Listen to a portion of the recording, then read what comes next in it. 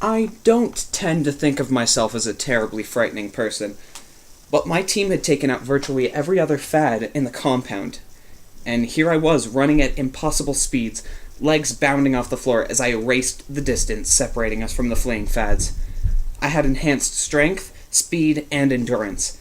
I moved more quickly than I would have thought possible, and each step, each bound was pure joy. The two fads saw me coming and fled.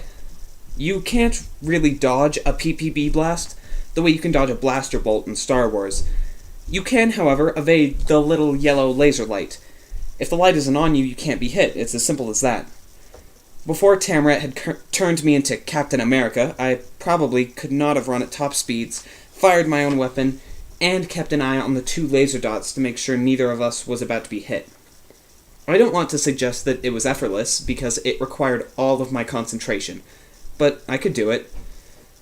PPB lights flashed ahead, and Tamrat and I dodged, ducked, and evaded as we fired. It was nearly impossible to hit the enemies, who were moving as erratically as we were. Our shots were suppressing fire, nothing more, but they did the job of keeping the fads off balance and, best of all, slowed them down. We were faster than what they were. In fact, we were much faster, though I suspected Tamrat was slowing herself to pace with me. As we ran and closed the gap, racing past dark junctions in the hall, the guards never wavered, but neither did we. My legs pumped and my lungs filled with air. I sidestepped one of the little yellow laser sights as the guard turned and fired. I heard the sound of his rubber boots skidding sideways on the floor as he lost his balance. Just for a second. I saw it all happen, not in slow motion, but very clearly. As he stumbled and righted himself, he held his breath as the pistol began to slip from his fingers.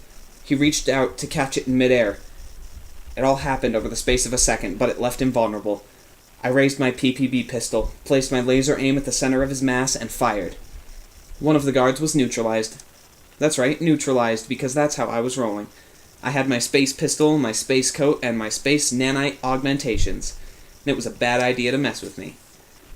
Without missing a beat, I aimed at the other one. He threw himself against a wall, which wasn't going to save him, but he must have pushed a button or activated a panel because a metal bulkhead shot up from the floor, completely cutting him off. Being separated from us and having access to a shuttle was going to save him, and it might also be the end of us. We turned to run back to the last junction. We had no map, no idea where it might lead, but I had to hope there was some kind of alternative route, and that I had a chance of cutting him off.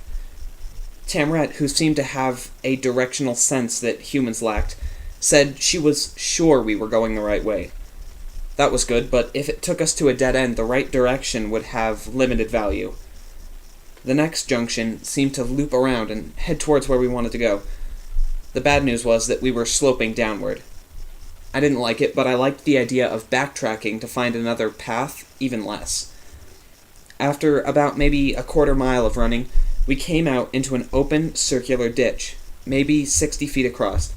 It was illuminated with floodlights and littered with excavation tools. Scaffolding, ropes, ladders, and a few workstations covered with a heavy coat of dust. This was clearly an archaeological dig, a deep one and seemingly long abandoned. I couldn't see the bottom, and I had no interest in finding out how far down it went. Tamrat shoved me against a wall, pushing me out of the way of a laser aim. The wall exploded with dust as the PPB fire struck. She probably had just saved my life. I'd have to remember to thank her for it later. I looked up. There was a makeshift bridge about 30 feet above us. The guard had used it to cross the chasm and was now standing in the doorway firing at us. He was talking into his data bracelet. Not good, I said. Who's he talking to? Can he communicate with the Fatic cruiser? Tamrat checked her own data bracelet. No way. The comm is still jammed, and I set up an alarm to let me know if someone undid my lock. He might be trying to get help from someone on the surface. But there's no one here to help him, I said. I don't know, it sounds like someone's talking back to him, Tamrat said. I tried to concentrate on what they were saying.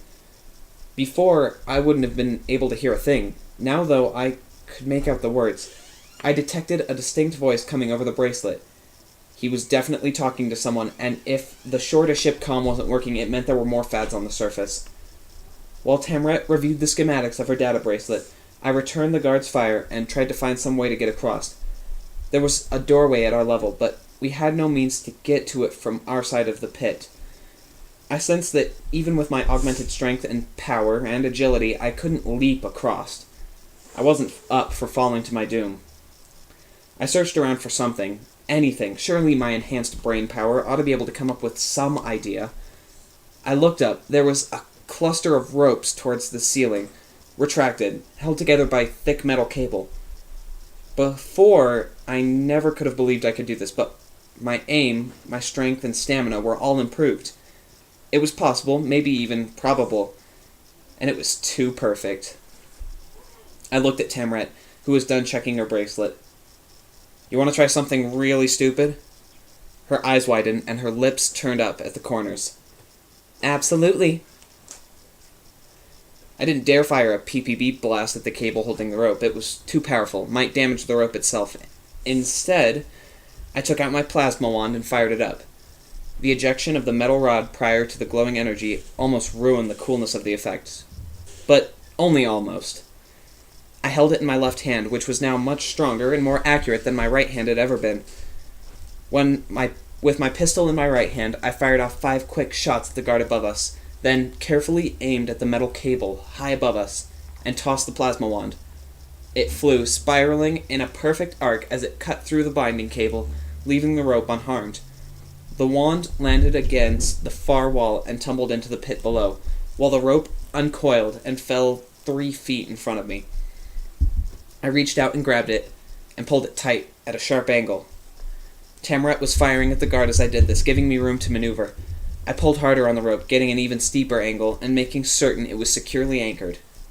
I could feel the tension in it, feel the strength of its base. It would definitely hold us.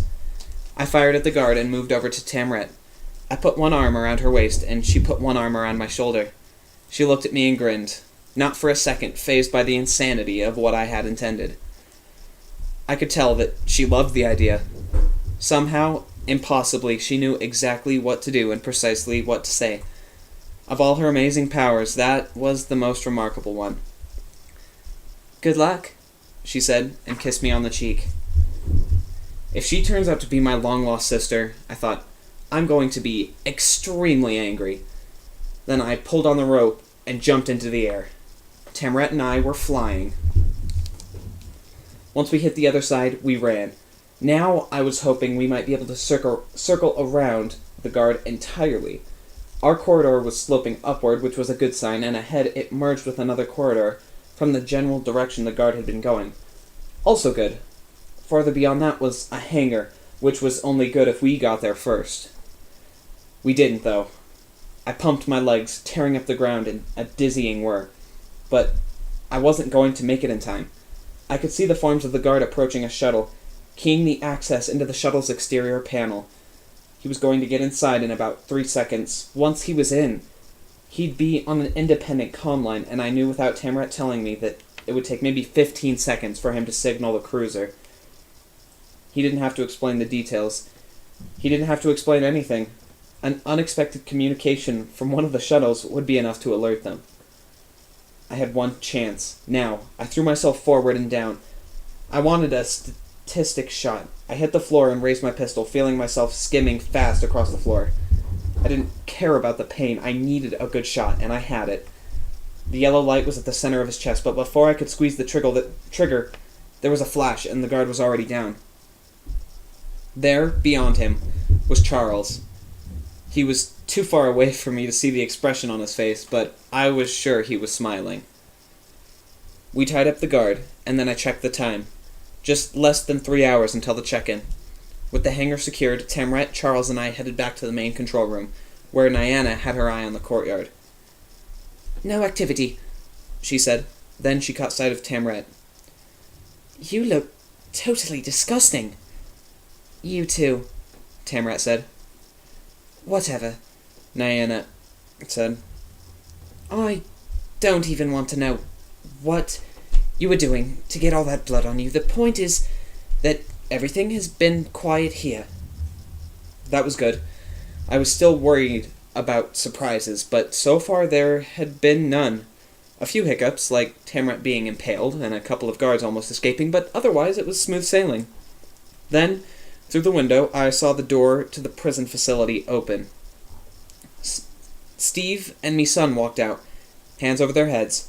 Behind them were 8 fads marching them towards us. "Where did they come from?" I said. I don't know," Tamrat said.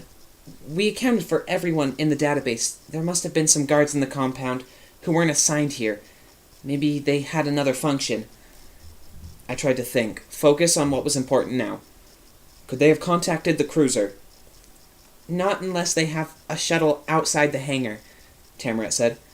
"I think we can assume for now that the cruiser still doesn't know about us." "This is really bad," Nyana said. "Yes," I agreed, "but it could be a lot worse. We have the element of surprise. They may not know we're in here." "Unless Steve and me son told them," Nyana said. "Which one of those two do you think gave us up?" I asked. Her face went dark. I realized that maybe it had never occurred to her that our friends might not betray us to save themselves. "What is the plan?" Charles asked. I looked across the courtyard. Steve and me son were about 200 feet away and getting closer. There was no plan but showdown. "Tamrat and I have really good aim," I said, underselling the matter somewhat. "With our maxed out skills, either of us could probably pick off a flea at 200 yards. And we're quick. I think we can take out the guards without hitting our friends." "With these pistols?" Nyana asked. "No way, they're not that fast." "In the right hands they are," Tamrat said. "I am so sick of your arrogance," Nyana snapped. "Tell me about it some other time when I'm not busy saving you." Tamrat began to walk towards the door, and I followed her. This was going to be tight, even with our skills. We had to open the door and fire off 8 perfect shots before any one of the guards decided to take aim at Steve or me son. I didn't like the odds, but I could not take the chance of these fads communicating with the cruiser. Just as I threw open the door, I saw a flash of light. Several flashes, and the guards were down. They were all down. Every faddic guard on the planet, I hoped, was finally down. And behind Steve and me son, walking towards us, were the people who'd taken the last fads out. Captain Quassel, Urch, Yistip, Wilmo, and a dozen more crew of the Dependable. For the record," Steve said, "we let ourselves get caught so Captain Quassel could blindside them." "Absolutely true. We let them catch us as soon as they showed up from nowhere and took our weapons." "My story's better," Steve said. I threw myself at the captain and gave her a hug. "It's good to see you," I said. "They made us think you were dead." "I thought they might do something like that," she told me. "They likely fabricated the images. I'm sorry about that, Zeke.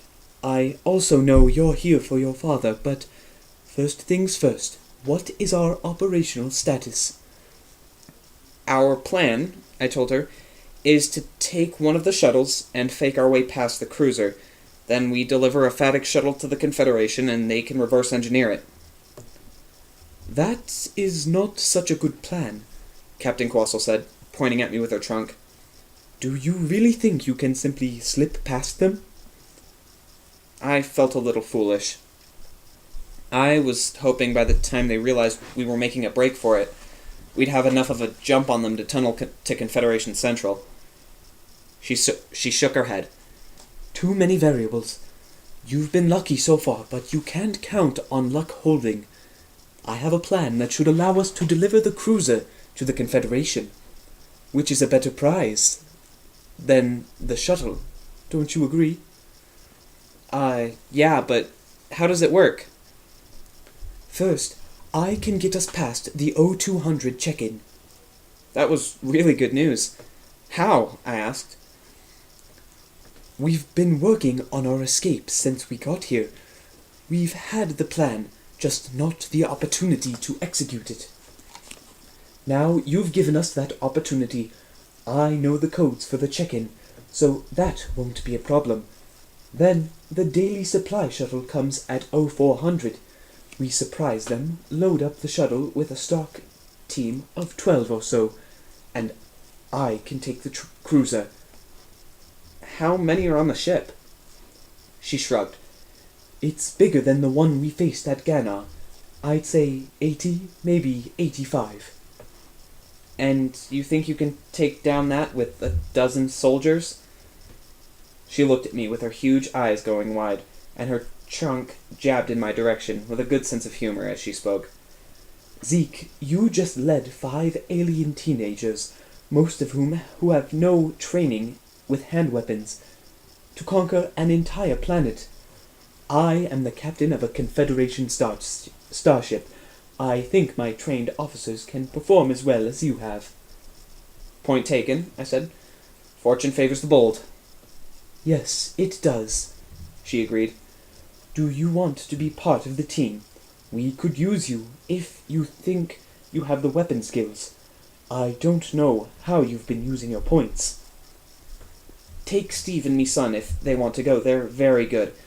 I'd love to help, but we're not done here. Of course, the selection committee. I nodded. Do you know where they're housed? They're in the lower level, she said. They've always been kept separate, so I haven't seen where they're confined. She put a hand on my arm. I do know. He's very proud of you. You've talked to him? I asked. A few times, she said. They never let us talk for long, though. How does he seem? I asked. Is he okay? He is fine. They have not hurt him. Not seriously. Go find him, Zeke. You and your friends have performed brilliantly, but I'll handle things for you now. I was thrilled to turn the mission over to Captain Quassel. I'd messed a couple of things up along the way, but I like to think I did not all that badly. Still, I didn't want to have to make the decisions if there was someone around I trusted who actually knew what they were doing. Do you want me to go with you? Tamrat asked. I nodded. Do you mind? Do I mind? She rolled her eyes. All those skill points and intellect, and you're still a complete moron. For a brief moment, I believed that everything was gonna be okay.